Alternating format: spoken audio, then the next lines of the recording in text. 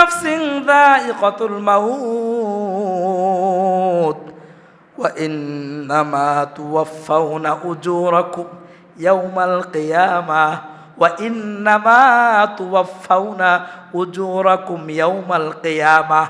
তোমাদের মৃত্যু হবে, আল্লাহ তোমাদেরকে যা করেছো পরিপূর্ণই তোমাদেরকে দেওয়া হবে। ভালো করলে ভালো পাইবা, খারাপ করলে খারাপ পাইবা।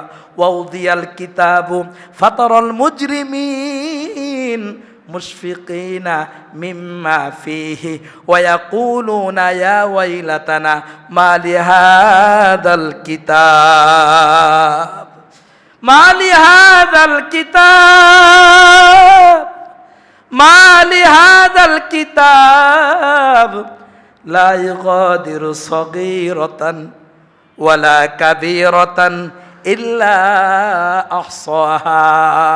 ফাতারাল মুজরিমিন, মুমিনেরা তাকায় থাকবে আর বলবে, আল্লাহ এটা আমাদের কেমন আমলনামা। ছোট্ট থেকে ছোট্ট কথাটাও আপনি ছাড়েন নাই। একদিন রিক্সা থেকে নামার সময় একটা কলার শিকলা পড়েছিল, রাস্তায় সরায় দিছি, ওই সোয়াবটাও এখানে লেখা দিছেন। আবার একদিন কান পরামর্শ দিয়েছি, খারাপ পরামর্শ দিয়েছি, বাঁকা নজরে নারীর দিকে তাকাইছি, ওই ছোট গুনাহটাও আপনি লিখে রেখেছেন। মা লিহাদাল কিতাব লা ইগাদিরু সগীরাতান ওয়ালা কাবীরাতান ইল্লা আহসাহা ওয়া ওয়াজাদু মা আমিলু হাদিরা।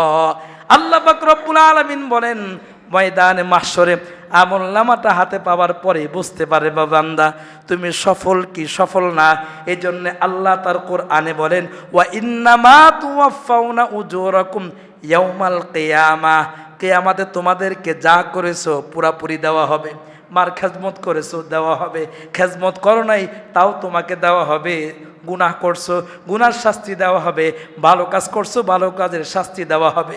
ন্যায়ের পক্ষে ছিলে এটাও শাস্তি দেওয়া, তোমাকে পুরস্কার দেওয়া হবে। আর তুমি ন্যায়ের বিপক্ষে ছিলে এটাও তোমাকে দেওয়া হবে।